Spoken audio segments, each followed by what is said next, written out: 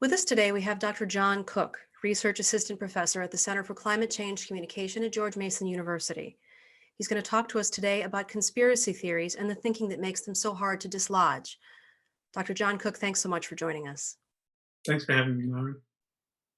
Can you start out by briefly explaining to us the 7 traits of conspiratorial thinking as you've defined them? Yeah, so I wrote the conspiracy theory handbook, or co-authored it with Stefan Lewandowski, and together we documented these 7 traits of conspiratorial thinking.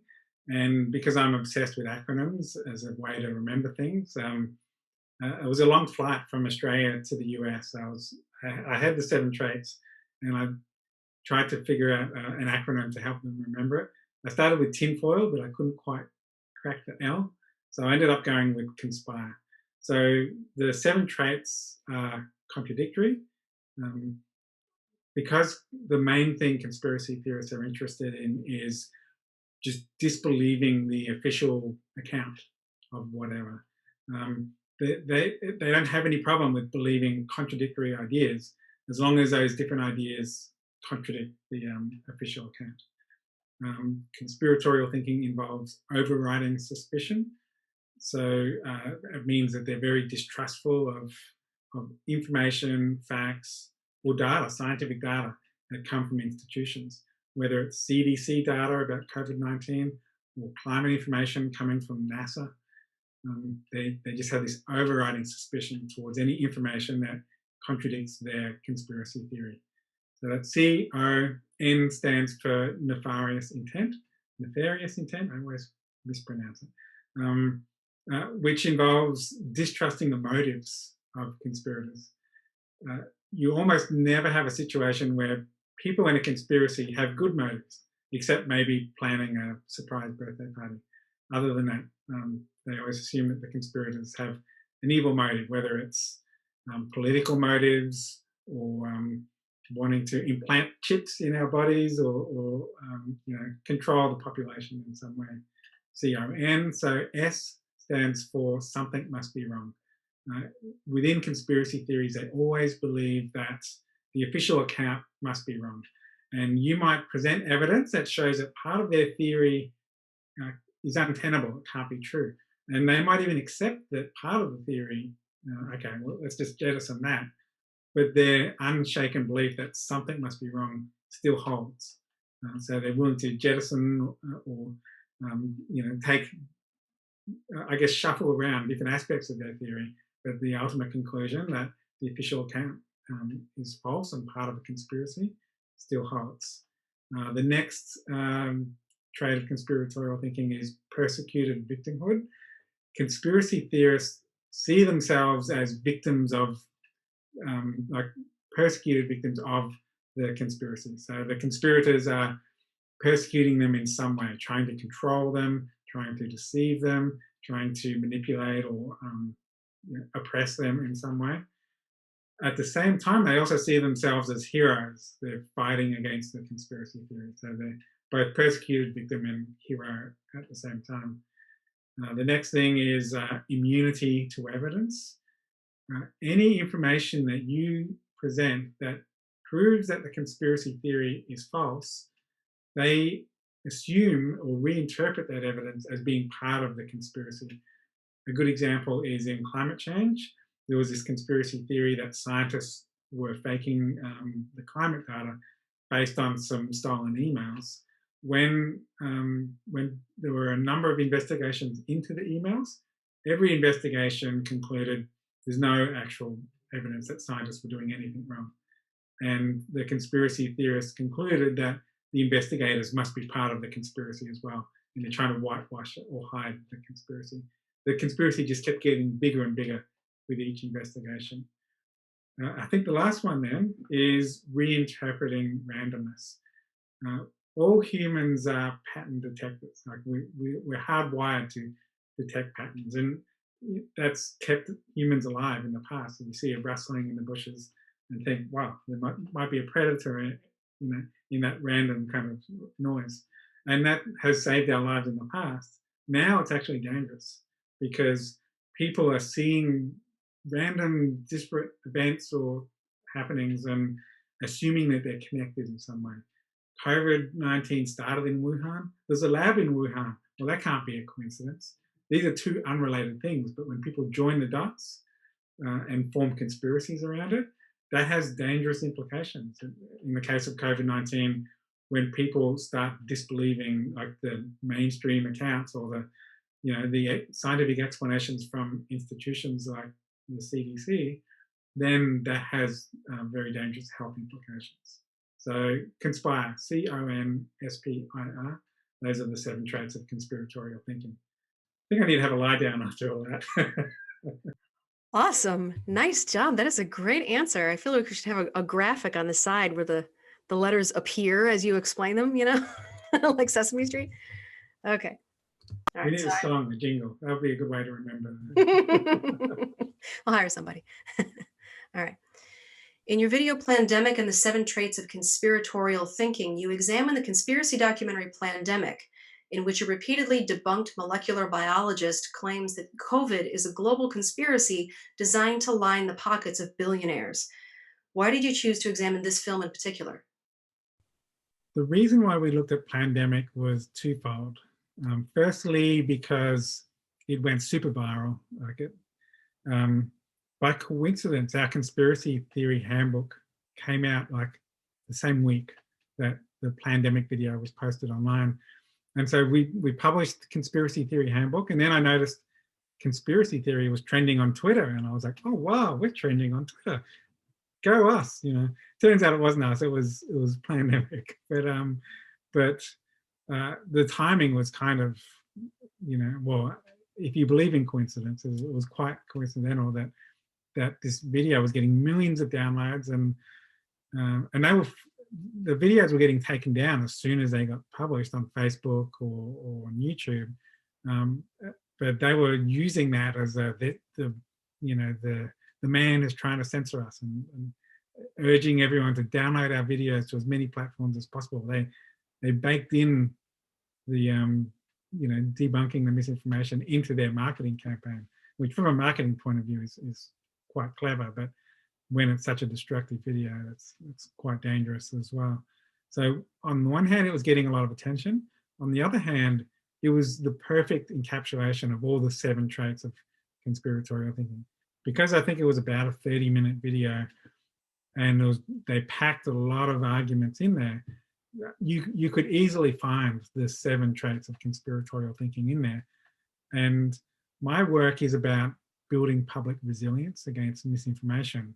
And the way you do that is explain the techniques used to mislead. And I found in my own research that if you explain a misleading technique, even in a completely different topic, that can inoculate people across different topics or across different examples of misinformation. So we thought, well, let's use Plandemic as a way to build public resilience and awareness of these techniques in conspiracy theories used to mislead.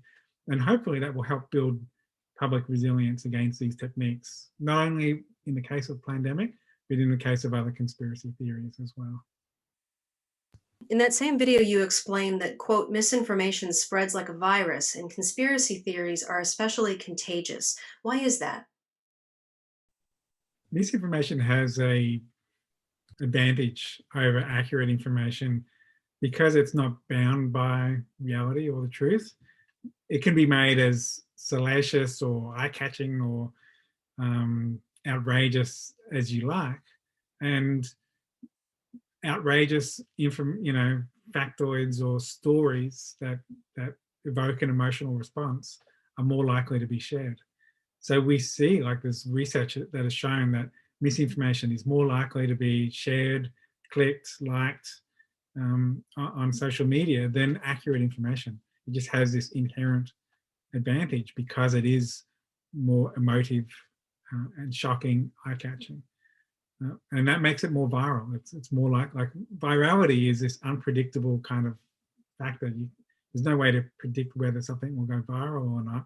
But the more elements that a message has of virality, whether it's emotional or shocking or graphic or tells a story, that increases the odds of it going viral. And so that's what we see with misinformation. You've said that, quote, it's so hard to change a conspiracy theorist's mind because their theories are self sealing.